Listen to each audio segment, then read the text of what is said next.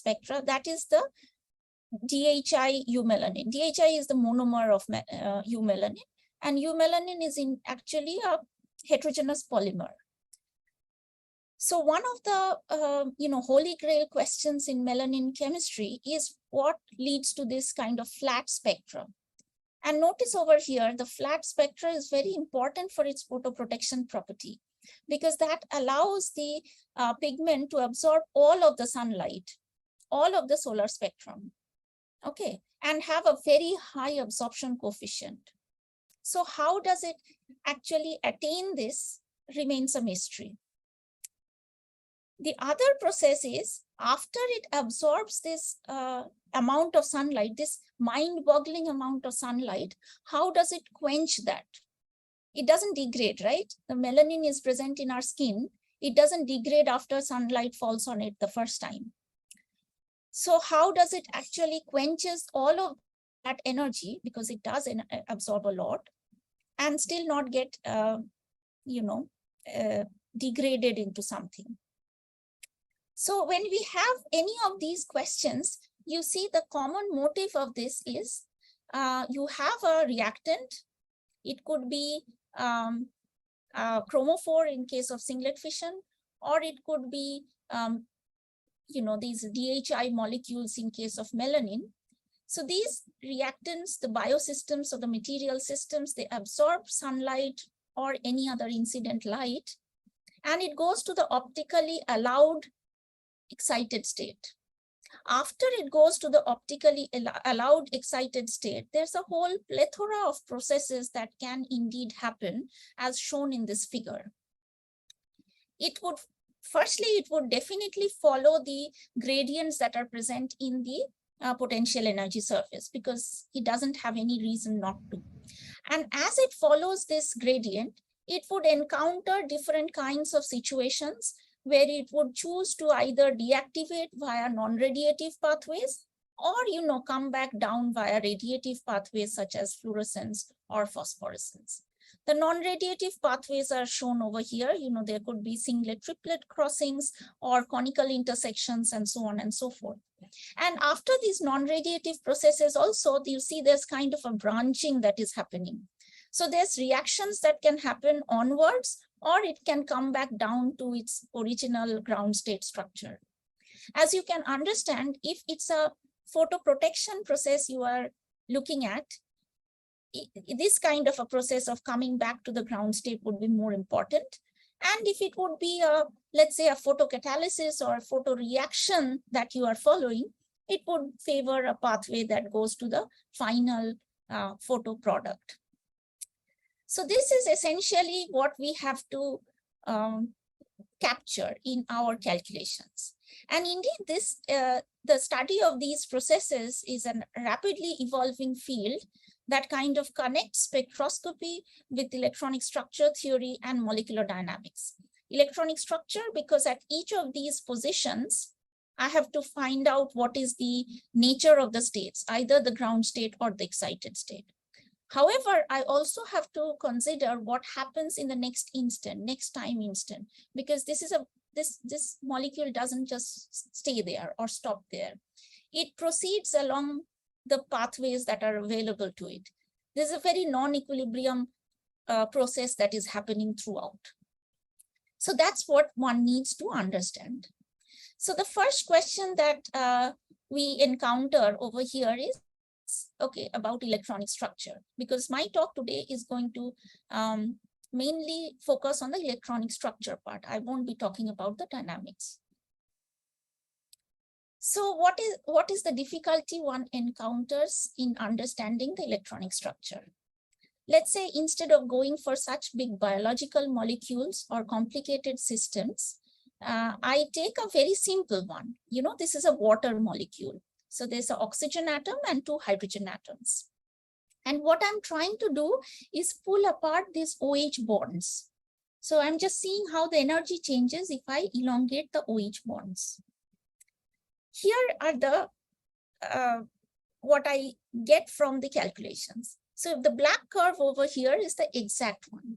So that's exactly what should have happened if I would have calculated the water dissociation exactly, accurately, correctly. See, at long distances, what it should have done is fallen apart into a radical O, radical H, and a radical H. And as I take it farther apart, basically the interaction between these radicals would reduce because the bond is breaking, and the interaction energy would go to zero, plateau off smoothly into a zero interaction energy. However, once we use any of the traditional quantum chemical methods, the red curve or the blue curve is the kind of situation we are faced with. Many of you might have heard of density functional theory. That is also going to give you a curve that is very akin to the red curve. The red curve is based essentially if you take a Hartree-Fock solution, which is a mean field solution, and add some kind of a perturbative correction. You know, the Hartree-Fock solution will just dissociate into a very large, positive infinite, that kind of a situation. Similarly, if you even try to use CCSD or methods such as, really well celebrated methods that are used in equilibriums as the gold standard, that also falls apart into very nonsensical results. In fact, if you calculate the errors go to minus infinity, or if you are doing just Hartree-Fock, it would go to plus infinity at long distances, which is a disaster because notice I'm a chemist, which basically means I need to break bonds and make bonds. So that is one big difficulty of electronic structure in these large bond elongation situations. The same kind of a situation also shows up when you have excited states, diradicals, triradicals, etc., transition metal complexes, polyenes, graphenes, and metal clusters. So in some way, it looks like anything that is interesting in chemistry seems to have this effect, this very curious effect that is going on. And mean field, single reference picture breaks down horribly. So basically, we need some kind of a multi-reference or multi-configurational method to treat these kind of situations, at least in the valence space. So let me explain what that really means. The reason why this, all of that breakdown of traditional quantum chemistry methods is happening, as I showed in the last slide, is because when you have elongated the bonds a lot, you also notice that the molecular orbitals, the highest occupied molecular orbital and the lowest unoccupied molecular orbital, would become come very close to each other in energy, because now the atomic orbitals, if you think the molecular orbitals were created from the atomic orbitals, and you have pulled apart the atomic orbitals because you have pulled apart the atoms, so they are not interacting too much. So there's not enough energy gained or lost by the bonding or the anti-bonding molecular orbitals. So essentially what happens is this delta E becomes very small. And when this delta E becomes very small, if you guys are physicists, it basically means along this Fermi surface, there's a almost near degeneracy. If that is what is going on, then the single reference picture, mean field picture says that I have calculated these orbitals and I have populated the orbitals from the lowest energy one up to as long as I have electrons. So that is my highest occupied molecular orbital. So this kind of a nice filling up of electrons does not make any more sense because the HOMO and the LUMO are almost degenerate, kind of pseudo degenerate. So which one is HOMO and which one is LUMO becomes kind of spurious. So in that situation, what you have to do is you have to take all possible configurations of the electrons in the valence space or in the space where these near degeneracies happen.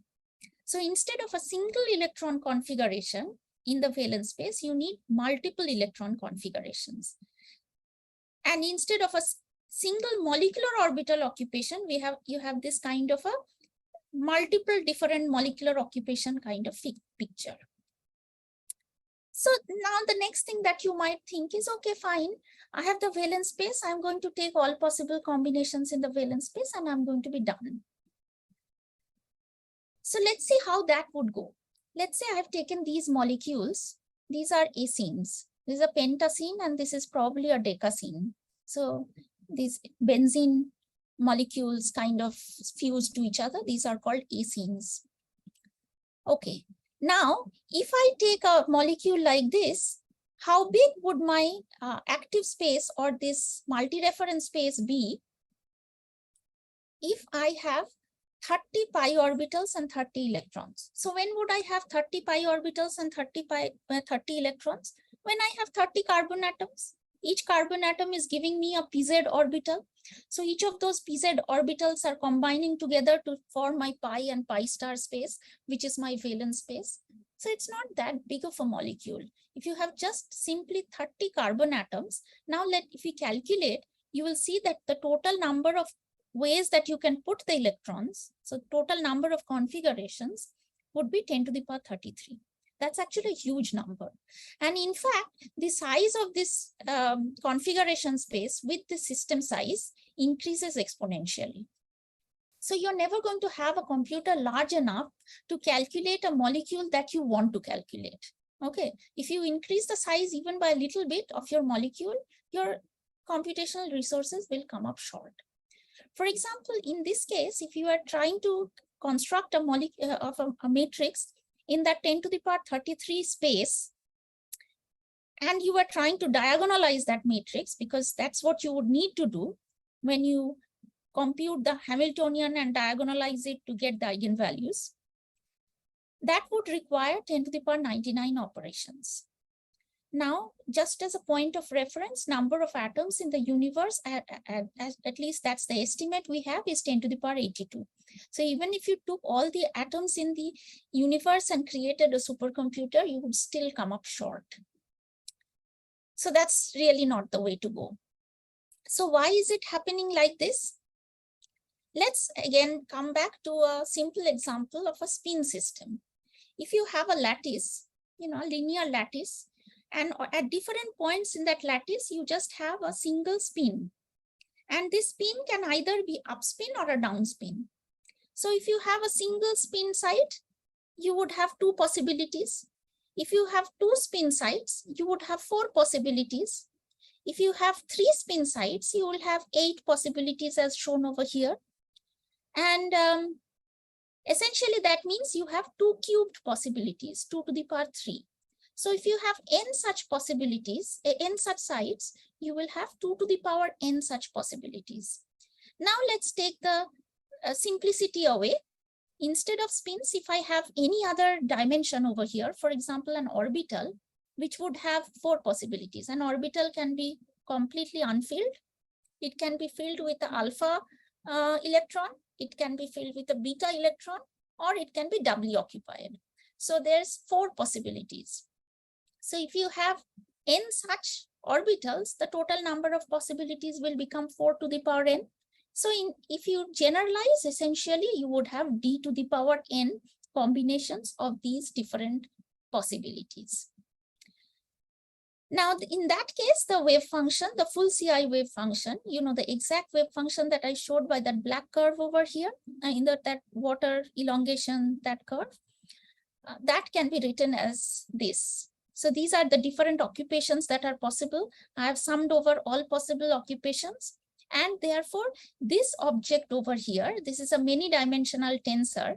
And the total number of terms in that many-dimensional tensor is 2 to the power n or d to the power n.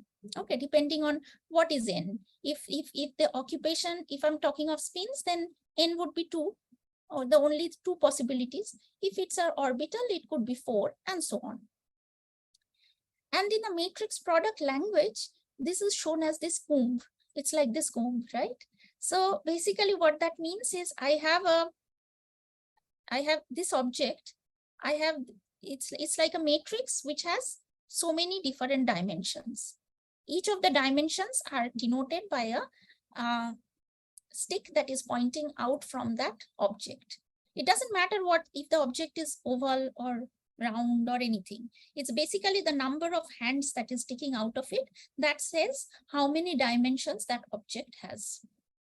So let me give a kind of a crash course on matrix product states, because that's actually a nice language for understanding quantum chemistry.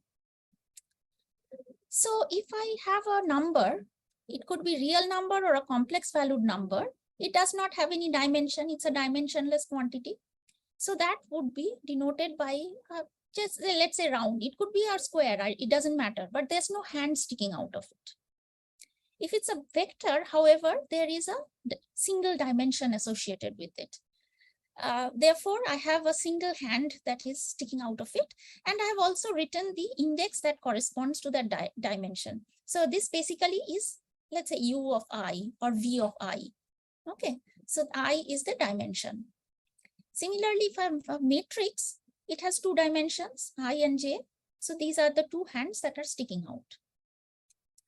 If it's a 5-dimensional tensor, this is what it would look like. You also could make a comb out of it with 5 things sticking out. It doesn't matter where the sticks are pointed. It's just how many of them are pointed. So if I have now, let's try and do some algebra. Of course, I would need to do some matrix vector multiplication. So if I do this matrix vector multiplication or dot product, what you would get will look like this, right? So here, I have a matrix which has 2 hands and a vector which has 1 hand. And now these 2 hands are being summed over so that the final object, finally, after you have multiplied matrix with a vector, you'll get a vector. So now you see, after this multiplication has occurred, there's only 1 hand that is left outside. So it's a vector indeed. And if you put the J over here, it will say that the index over which you have summed or over which you have contracted is the J index. Similarly, if you are taking a trace of a matrix or a matrix multiplication and then trace, this is what it would look like. If you were taking a trace of a matrix itself, you'll just take this and stick these 2 together, because that's exactly what you do, right? You multiply, you basically sum over the diagonals, and you don't have any index that is left over. So you are left with a dimensionless quantity after that. So these are the different kind of operations one might do, and you can try at home how you would have a matrix multiplication or a tensor matrix multiplication, and so on and so forth. So now let's use this way of looking at things and try to reduce the dimensionality of our problem, because that's what was killing us, right? We saw that it was becoming d to the power n, and since the system size n was in the exponent, it was exponential growth in the system, in the configuration space size. And of course, my computer is not going to grow exponentially, right? So I can't store that bigger number, nor can I do an operation with that bigger number. So that's not going to work. In other words, I have a monster that looks like this with n dimensions, and therefore there are d to the power n different terms that are included over here. This is what it looks like, but it doesn't matter. Let's look at this pictorial way. Now, we all know different matrix operations, right? You have heard of singular value decomposition. So if I have a rectangular matrix, you can always do a singular value decomposition, which is like an eigenvalue decomposition. Instead of U and U transpose on both sides, you now have a U sigma V transpose. That's what a singular value decomposition that does. If you have any dimensional matrix, it could be rectangular, it could be square, whatever. Okay. So now, how can I think of this object as a rectangular matrix? Let's say I want to separate out this dimension from the rest of the dimensions. So I can make a composite dimension of the rest of the second, third, fourth, up to nth dimension together. And the first dimension I can take as 1. So essentially, I've created a very rectangular object. So one side has 1 dimension only, and the other side has all other dimensions. So it's a very long object, I mean, oblong kind of a shape. And then I compute a singular value decomposition of that matrix. I can do that. Then what I will have is a matrix. This is your U times sigma. This is a matrix which is diagonal. And then a V transpose, which will look like this, because this will retain still the very large dimension, the composite dimension. So now what I have managed to do is somewhat separate out this, the first dimension from the second to nth dimension using these singular values. Now what I can even think about is not all of these singular values are large in number, right? So I can contract the size of the connection by taking only the most important singular values, or in other words, the highest singular values. In fact, the same technique is used for image compression. So if you have a very large image, in other words, you have a lot of pixels in it, but not all of them are giving you too much, as in you might be able to throw away a lot of those degrees of freedom and still be able to recognize the figure. For that, you also can use techniques such as singular value decomposition. Okay, so I've done one singular value decomposition, but I can keep continuing to do these many singular value decomposition. And now instead of this rectangle, I have actually drawn just a straight line, but this straight line, what I should have done is probably have a fatter dimension. So I'm basically summing over not just one number, but I am weighting those summing with different singular values and only considering the most important singular values. So I would have an object that looks like this. Notice now this is a matrix times a three-dimensional tensor times a three-dimensional tensor, and so on and so forth, multiplied by a matrix. Instead of this ugly d to the power n dimensional object, now if I calculate the dimension, here I have actually n times d times m squared. Now let me explain what that means. Let's think of this object. This object is a three-dimensional tensor. That three-dimensional tensor has one direction which has a dimension d, because each of those sticks normally have a dimension d, and I have not messed with that direction. So that direction remains. Now these two hands, these would have the dimension of the total, the number of the most important singular values that I've written or that I've needed to retain. In other words, m, some value m that I have chosen or I have been forced to choose depending on the system. Okay. So that is also referred to as bond dimension, because this is like the entanglement between one orbital and the next, or one site and the next. So that kind of a thing. And this next doesn't always have to mean, this spatially next. It could be energetically next. It could be anything. Okay, it just means I have arranged them one after the other, my wish. If I have arranged them well, I will have a smaller m. If I've arranged them badly, I will have a very large m. So, depending on how clever I have been, I can actually reduce this dimension of m quite a bit. But notwithstanding, I have still not obtained any n in it. N is my system size. That is going to be my leading scaling. And now how many of these objects there are? Technically, there are n minus 2 of them. But as you know, when we calculate the scaling, we always round it to that number, right? So the computational scaling, or the number of objects over here, is at almost n times d times m squared. In fact, it's a bit lower. So from the exponent, I have actually brought it down to the mantissa. And so it has gone from exponential to polynomial, and not just polynomial, because with respect to n, this is linear. So from an exponential scaling, I have taken to linear scaling. But you shouldn't be fooled by that, because inside this m, there could still be hidden some amount of signatures of n. Because if your system cannot be easily put into this one after the other kind of a way, the system size, the bond dimension will also increase with system size. Okay. So that's essentially matrix product state in short. And this is often written as this in the algebraic notation.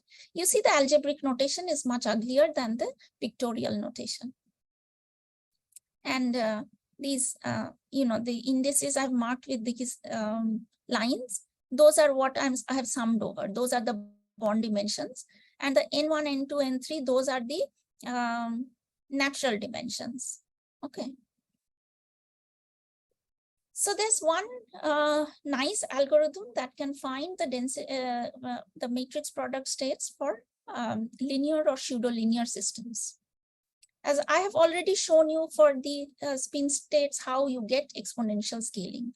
Now, instead of going to the exponential scaling, if I kind of look at the system that I have created from just the first two sites or the first two spins, there are 4 possibilities.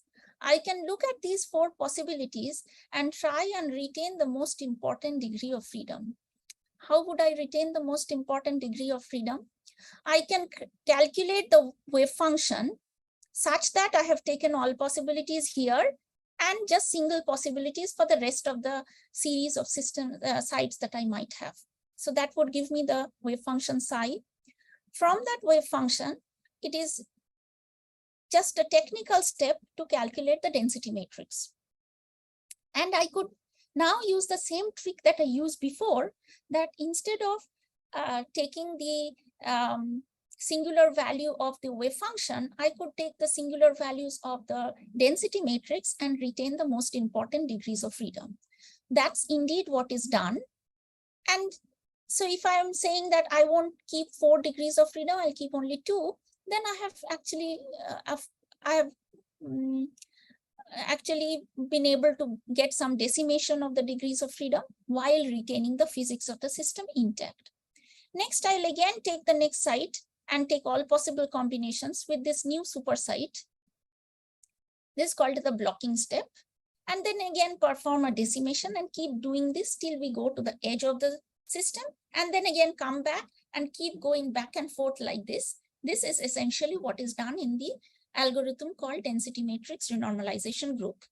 And while DMRG was actually used for the first time in the spins model system, Hamiltonian kind of systems, around 92, 93, this has already been implemented for molecular systems for quite some time now, and it is routinely used and quite nicely used for linear systems.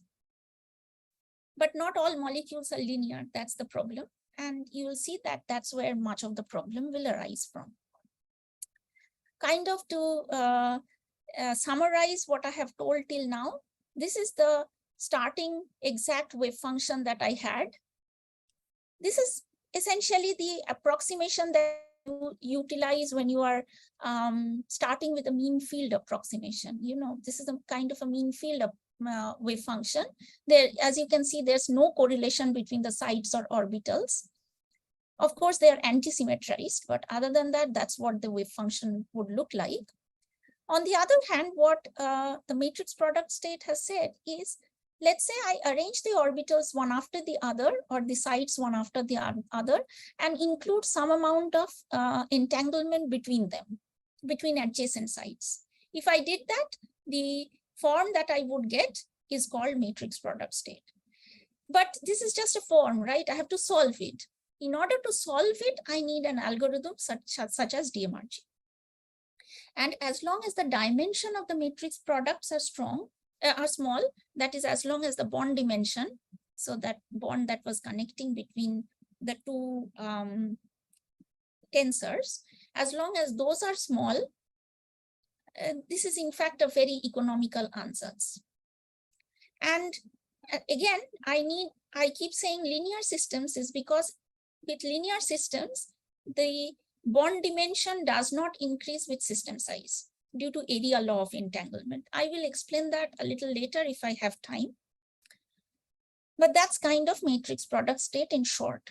Now for quantum chemistry, the added layer is my orbitals are never lined up one after the other, because almost invariably my molecule is not linear. Let's say I want a metallic system. As I mentioned, if there are multiple transition metals, that's an evil system that cannot be solved by traditional quantum chemical approaches. So you would need something like the approach that I showed. So this is the molecule. There are 2 chromium. And these are the orbitals, the molecular orbitals that arises in the valence space. So what do I do with these? I can basically take a seniority 0 determinants. So basically seniority 0 determinants means that I have these molecular orbitals, right? So if I have my starting Hartree-Fock determinant, that's also a seniority 0 because everything is paired up. As in every orbital that I have is doubly occupied or it's 0 occupied, okay? So if like that, I create all possible configurations in the valence space, then my space is still not too large, right? And in that situation, in that space, you can calculate what is the entanglement between each orbital from the knowledge of which orbitals are occupied in which configuration. And from that, you can kind of back calculate and arrange the orbitals such as the most entangled ones are next to each other and far away ones are not so entangled. So from the order of entanglement, you can arrange the orbitals accordingly. Because again, while sites come one after the other in model Hamiltonians, orbitals don't. Now let's use that for a system which is not quite linear, but linear enough. So here we are calculating the singlet triplet gap of acenes, the molecule that I used as an example. So if you calculate the singlet triplet gap, you see this is what it looks like. It comes down with system size, the singlet triplet gap of acenes always decrease. And in fact, these acenes are the first examples where singlet fission was noticed. And until now, it remains as one of the most used methods in singlet fission. Okay, so this is what it looks like, and the singlet triplet gap reduces. Now, at this point, what we were trying to achieve was find a molecule that has a very low singlet triplet gap, and we started with an example from our kind of BSc chemistry knowledge of azulenes. We knew that azulenes, this 7-membered ring attached to a 5-membered ring is called an azulene. Azulene has a singlet triplet gap that is lower than naphthalene. We knew that from our BSc studies. So we thought if we can create many azulenes one after the other, this polyazulene would have a lower singlet triplet gap. However, unfortunately, we saw that while it started low, the slope was so much less that it doesn't go down. Not for small molecules. Again, why do I want to get small molecules? Because the large ones are very difficult to synthesize and extremely unstable. Then we actually came up with a new type of molecules called fused acene azulenes, which look like this. And here you can see the singlet triplet gaps starts low and keeps decreasing fast, in fact, as fast as acenes. And there's actually a single triplet crossover by system size 5 or 6. So these are nice examples, not for singlet fission, but actually for molecular magnets, because the triplet state becomes more stable than the singlet. And in fact, there's some of the fused acene azulenes that have been synthesized recently. But then we ask the question that why are the singlet triplet gaps low? Because we want to engineer newer and newer materials or molecules with different singlet triplet gaps. If we understand what makes them low or makes them high, we would be able to make such molecules or at least predict such molecules. So here you see, we have kind of tried to see the correlation between singlet triplet gap and occupation number of LUMO, which is actually a predictor for diradical nature. But as you can see, there is no correlation whatsoever. And similarly, we did not find any correlation with HOMO-LUMO gap. We did not find any correlation with diradical nature, nothing. So that was confusing, because normally what you would think is if the HOMO-LUMO gap is low, then the singlet triplet gap, which is created of the HOMO and the LUMO predominantly, would also be low. But here, see, I'm thinking in the wrong way. I'm kind of thinking that the singlet and the triplet are indeed created by predominantly by the HOMO and the LUMO. But that's not quite true, because it is multi-reference. So this single reference picture breaks down so badly that now there is no correlation between the singlet triplet gap and the HOMO-LUMO gap. Okay, at this point, now I'm going to wrap up, show some results and wrap up. Unfortunately, I haven't even been able to get to machine learning, but let's see how this goes. Okay, so at this time, we saw this paper on quantum phases of frustrated two-leg spin half ladders with skewed rungs. That's a mouthful. What does that mean? So this is a spin ladder. This is like a ladder. And skewed rungs. See, some of the rungs are not parallel, they are skewed. So now how is this referring to these polyacene systems? Because if you kind of see here and here, this is a 7-membered connectivity and a 5-membered connectivity. So the connectivity is between a fused acene between a polyazulene and this ladder over here is the same. And Ramshisha and co-workers saw that there were quantum phases. In other words, that there were triplet states that are becoming stable, then even higher spin states that are becoming stable with system size as I increase the system size. So what we tried to do is reduce the degrees of freedom and create a simple model Hamiltonian that would depict our molecular system. I won't go into the details of that. There's quite a bit of details, in fact. But what after we have created that Hamiltonian, what we do see is that, see, this is the polyacene. And here, if there is an upspin, just adjacent to it on both sides, there's always 2 downspins. And the model we had created is actually a Heisenberg model with antiferromagnetic coupling, which basically means everybody wants to have a neighbor who has an opposite spin. If it's an upspin, then it wants a downspin as its neighbor. If it's a downspin, then it wants an upspin as its neighbor. That indeed happens in polyacene. So the polyacene singlet step is lowered. In other words, there's a higher singlet triplet gap. However, if you look at the polyazulene, you see certain situations, just because these are odd-membered rings, there are certain situations where you have to have 2 upspins or 2 downspins which are next to each other. And it was seen from the calculations that these kind of spins come and accumulate in the common bonds, because it's trying to reduce the total number of unhappy combinations. That is why it comes to the common bonds. Okay. In case of fused acene azulenes, there were actually much more of those unhappy spins that are spin pairs that are coming next to each other. So in fact, this kind of a spin frustration is what leads to the increase in the energy of the singlet state, because they're unhappy, they're unstable, so those states become higher in energy. If the singlet state becomes higher, the singlet triplet gap reduces quite a lot, and that's what is driving these systems.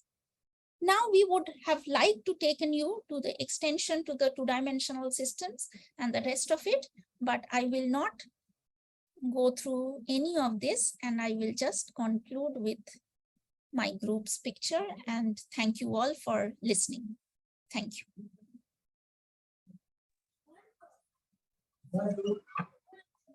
Hello. Hello. So the floor is open for questions. Sure. So you can simply unmute and ask your question if you like.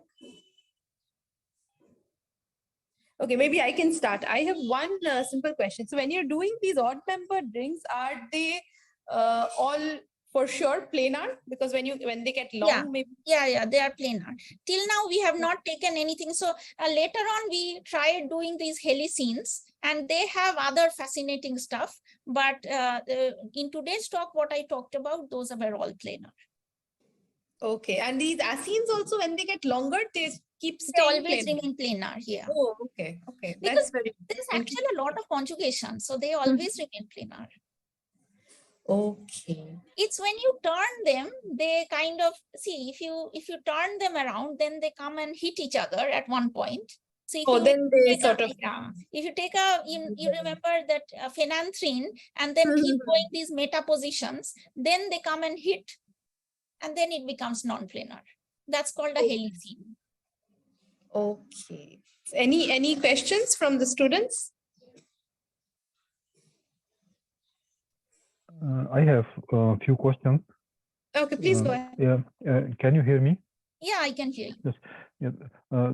Thank you for your talk. First question is,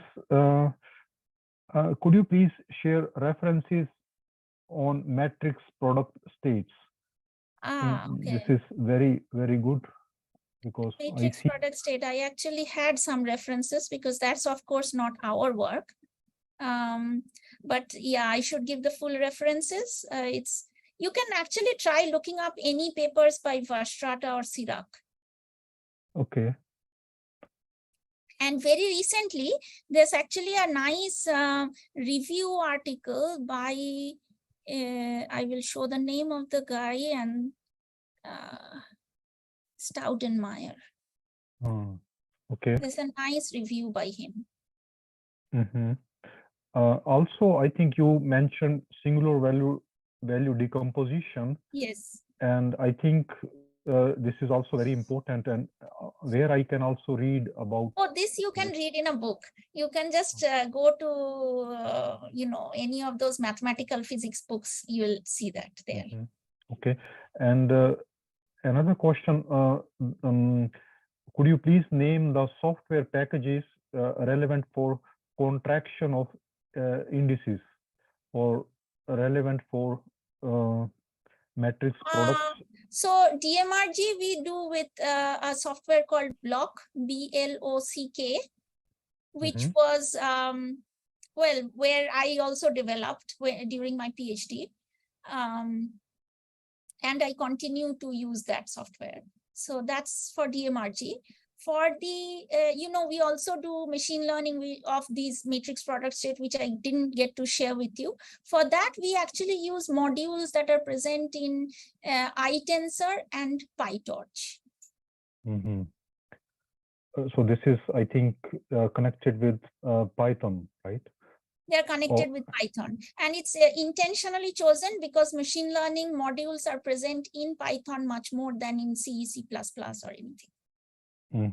Yeah. So whether there is any impact on the timing, speed? Yes. There might be, but on the other hand, I believe that if I wrote a machine learning library by myself, that would be still, firstly, it would be reinventing the wheel. And secondly, I don't know how much speed up I will be able to get from the machine learning modules, because that requires, again, some specific knowledge, right? So it's not like I am developing machine learning. I am just using machine learning. Also, what was the impact on size of the matrix after doing contraction? Whether I don't understand this question. Can you explain more? Because before contraction, you have maybe size 4×4. After contraction, maybe you will get 2×2. So I would like to understand. Oh, you mean after this thing, after decimation? You don't mean contraction. Yes. You mean decimation, right? Yes, yes. Okay, so here, here I should tell that this is a cartoon. We don't go from 4 to 2. Actually, the systems, the M sizes are generally chosen to be in hundreds or thousands, okay? So it's kept like 100. After you reach 100, it starts reducing. Till 100, it keeps accumulating. If you choose M to be 100, then it will keep going till it reaches 100. So 2 to the power whatever, it keeps going till it's 100. when it is 100, when it has crossed 100, it will bring it down to 100 like that. Okay, I will clarify my question. So after contraction, do you see something has been changed in the size of the matrix? So yes, after decimation, the size of the matrix of course changes. I am going down, let's say I have gone, okay, I will explain that. So because when diagonalizing, it is very difficult when you have a huge matrix. So if there is some recipe which can be used, 100 or 1000 diagonalization is not that difficult. You can yes. do a Davidson diagonalization without any problem. But when it is 1 million by 1 million, then I never go to 1 million. That is the reason DMRG, I'm never going up to there. Whenever I hit that M, if I go above that M, I always bring it back to M. I'm never going a lot above M, maybe 4 times above M, but not more than that. So, and that M is chosen to be, let's say 1000, not even 100, let's say 1000. So it will be a 1000 by 1000 matrix. What's there? 1000 by 1000 matrix, I can diagonalize, no problem. Yes, but contraction, I think, will provide some benefits if I will use contraction of indices. So maybe it will provide some benefit in reducing the dimension of the matrix. Where? In diagonalization process, because when you have a lot of indices, then you have a tensor-like matrix. But here I never have the tensor-like situation. That is what I'm saying. That I have never, although I showed this situation that coming down from here to here, this is just a thought experiment. Okay, because this is, I never come from here to here. Because if I could store this and do a SVD on this, then already my job is done, right? This, because this is a million. The million that you are saying is this one. I'm just showing that there is a possible ansatz that can reduce to here, but I don't know what these numbers are. It's an ansatz. It's a wave function form I have written. This form is valid. I just don't know what is in that form that will optimize for my Hamiltonian. So then I use a method like DMRG where actually I'm starting from the small size and then blowing it up. I am never going from above to make it come down, because I cannot go from above, because there I have this million situation. Do I make sense? Yes, yes, thank you. It's now clear. Okay, thank you. Thank you, Debashree, for a very wonderful talk. I learned something. So we can, we still have 4 minutes, but I think somebody has a question. Someone has a question? Okay, yeah, please. Yeah, so in one of the slides, you were saying that different sides of the molecules are entangled. Yes. Different so orbitals of the molecular entanglement. Orbital. How are you like measuring it, or I am creating configurations that are always seniority 0, as in which are always so each of the orbitals, if I take, or either all of them are W occupied or 0 occupied. Like that, I can create a bunch of possibilities. They're still not as many as I would have created if I had all possible configurations. Now I'm creating only the configurations where each orbital can either have doubly occupied or 0 occupied. Okay. And in this configuration, if I create the Hamiltonian and diagonalize it, you will see which of the configurations are most strongly correlated with which coupled to each other. And from that, you can go back and see which of the orbitals are more strongly coupled to each other. And that's what is done over here. For this, there are some parameters which are defined, such as the orbital entropy and things like that. And using that, this can be done. You can actually take a look at this paper where it's defined. Okay. Thank you. Yep, thank you. Okay, so thank you, Debashree, once more. Sure. So we can